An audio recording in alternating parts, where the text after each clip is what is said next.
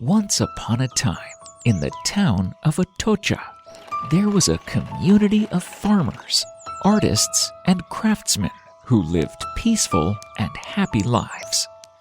However, the Christians in the area were being oppressed by the Moors, who were cruel and ruthless invaders.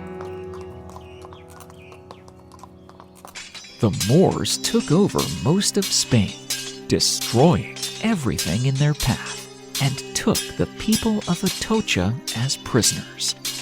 The men of the village were imprisoned in deplorable and filthy jails and dungeons. But they held on to their faith, despite the Moors' attempts to break their spirit. The Moors implemented restrictions that allowed only family members to bring food and water to the prisoners.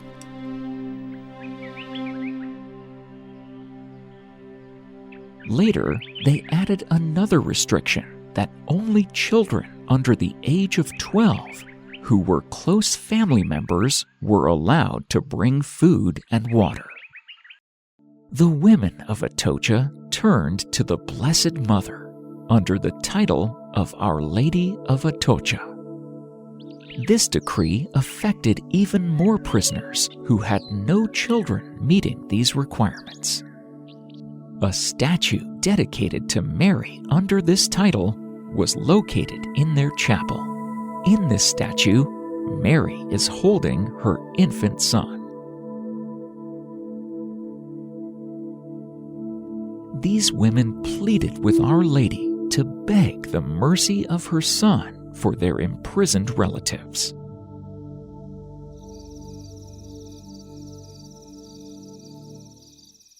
Soon after, the children visiting their imprisoned family members noticed a boy of about 12 years old visiting the prisoners at night.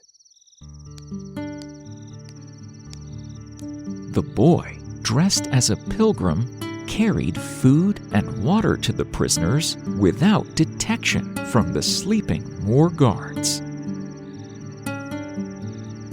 Friends, our 500th video is almost here. 500 stories of teaching, praying, and protecting young hearts in Christ.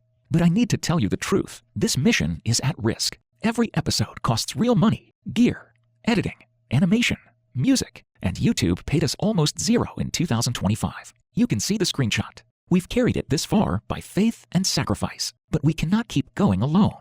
Meanwhile, our children are surrounded by voices that pull them away from faith and truth. If ever there was a time to stand up, it's now. Please help us cross this milestone and keep going. You can donate even $2 today, less than your cup of coffee, and this will keep the channel alive tomorrow. Stand with us right now. Become a monthly supporter on Patreon or make a one-time gift through PayPal. Links are in the description and in the pinned comment below. From my heart, don't wait. Your yes today helps keep Christ at the center of a child's life. The prisoners felt spiritually and physically refreshed in the boy's presence, and they believed him to be the child Jesus. When the women heard of the boy, they rushed to the chapel to thank Our Lady for sending her son. They noticed that the shoes of the infant in the statue of Our Lady of Atocha were dusty and worn out. The women cleaned the shoes, but they found them dusty and worn out again and again. People traveling in those days also found themselves in great danger.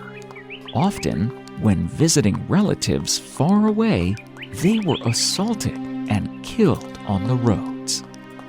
Many of the travelers were Catholic, and innkeepers had been afraid to provide them with lodging for fear of the Moors' occupation.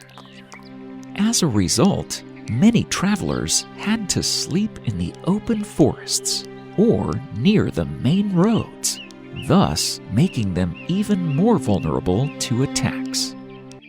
The child Jesus also began appearing to travelers who were in great danger. He would show them the safe route to avoid danger. He often accompanied them on their journey as well.